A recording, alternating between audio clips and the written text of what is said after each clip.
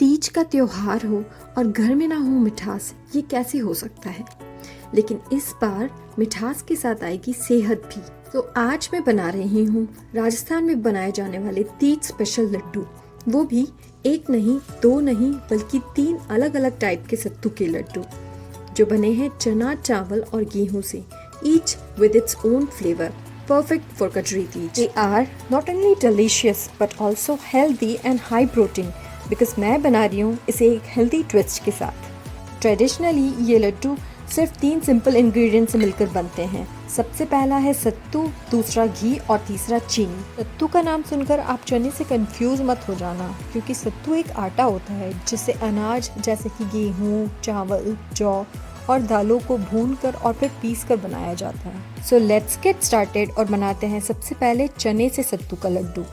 हाँ, मैं ले रही हूँ आधा कप रोस्टेड चना, आधा कप ड्राई फ्रूट्स जिसमें इक्वल क्वांटिटीज़ में काजू और बादाम है, 1/3 कप घी, हाफ कप गुड़, 1/4 टीस्पून इलायची पाउडर। सबसे पहले रोस्टेड चने को 2-3 मिनट के लिए लो फ्लेम पर रोस्ट कर लेंगे ताकि मॉइस्चर निकल जाए और ठंडा होने के लिए रख देंगे।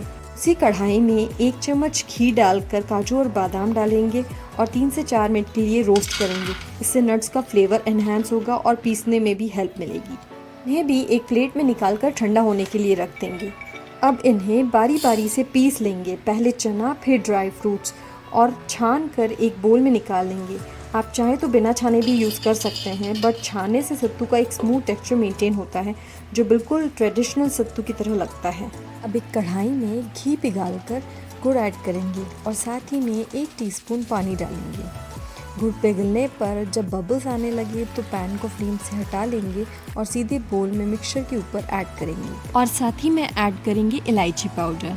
इस समय ये काफ़ी गर्म होगा तो इसे एक स्पून की हेल्प से अच्छे से मिला लेंगे और फिर हाथों से इस तरह से एक बड़ा सा फ्लैट लड्डू बना लेंगे जिसे हम पिंडा कहते हैं, जिसे यूजुअली पूजा में चढ़ाया जाता है। आप चाहें तो इतना बड़ा ना बनाकर छोटे छोटे लड्डू भी बना सकते हैं। प्लेट में बटर पेपर के ऊपर निकाल लेंगे और मनचाहे ड्राई फ्रूट से थोड़ा सा सजा लेंगे। बटर पेपर लगाने से ये लड्डू नीचे प्लेट से चिपकेगा नहीं और इस तरह हम इसे इजीली इधर उधर कर सकते हैं। अब आती है दूसरी रेसिपी जिसमें हम बनाएंगे चावल से सत्तू का लड्डू। यूज़ कर रही हूँ आधा कप रेडीमेड चावल का आटा, जिसे लो फ्लेम पर 7 से 8 मिनट तक सेक लेंगे जब तक कि उसका कलर ऑफ वाइट ना हो जाए और हल्की सी खुशबू आने लगे, बिल्कुल इस तरह से। इसे एक प्लेट में निकाल देंगे और ठंडा होने के लिए रख देंगे। इसी पैन में पहले मखानों को रोस्ट करेंगे और फिर रोस्टेड काजू मिलाकर कुछ देर और रोस्ट करेंगे जब तक कि मखाने क्रंची ना हो जाए। फिर एक प्लेट में निकालकर ठंडा होने के लिए रख देंगे। जब ये मखाने और ड्राई फ्रूट्स ठंडे हो जाएं तो उन्हें एक मिक्सर जार में डालकर बारीक पीस लेंगे और एक स्ट्रेनर की हेल्प से स्ट्रेन करके उस आटे के मिक्सचर में मिला देंगे। अब एक पैन में घी, गुड़ और 1 चम्मच पानी मिलाकर गुड़ को मेल्ट होने देंगे।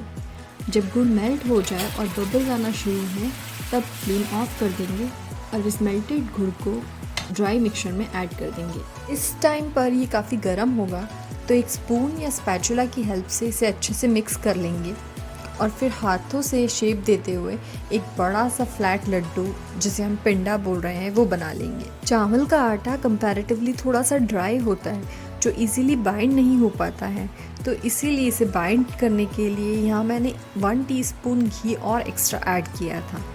बटर पेपर लाइंड एक प्लेट के ऊपर रख देंगे और कुछ बादाम से डेकोरेट कर देंगे। यहाँ मैंने बादाम को हाफ में कट किया था और ऊपर जेंटली प्रेस किया है। हम बनाएंगे 3rd type of laddoo which is गेहूं के सत्तू का लड्डू। सबसे पहले एक कढ़ाई में घी को गर्म होने रखेंगे और उसमें गोंद को अच्छे से फ्राई कर लेंगे। जब फ्राई हो जाए तो उसे एक प्लेट में निकालकर ठंडा होने के लिए रख देंगे। यहाँ ध्यान रखना है कि गोंद को एकदम लो फ्लेम के ऊपर कंटिन्यूसली चलाते हुए फ्राई करेंगे और जब ये अच्छी तरह से पफ्ड अप हो जाए तो इसे निकाल लेंगे। अब ड्राई फ्रूट्स को भी ऐसे ही फ्राई कर लेंगे और उन्हें भी निकाल कर ठंडा होने रख देंगे। सेम कढ़ाई में आधा कप गेहूं का आटा डालकर उसे सेकना स्टार्ट करेंगे। ट्रेडिशनली ये लड्डू भी सिर्फ 3 चीज़ों से बनता है, भुना हुआ गेहूं का आटा, घी और चीनी। इसे थोड़ा न्यूट्रिशियस और हेल्दी बनाने के लिए मैं इसमें ऐड कर रही हूँ थोड़ा गोंद और कुछ ड्राई फ्रूट्स।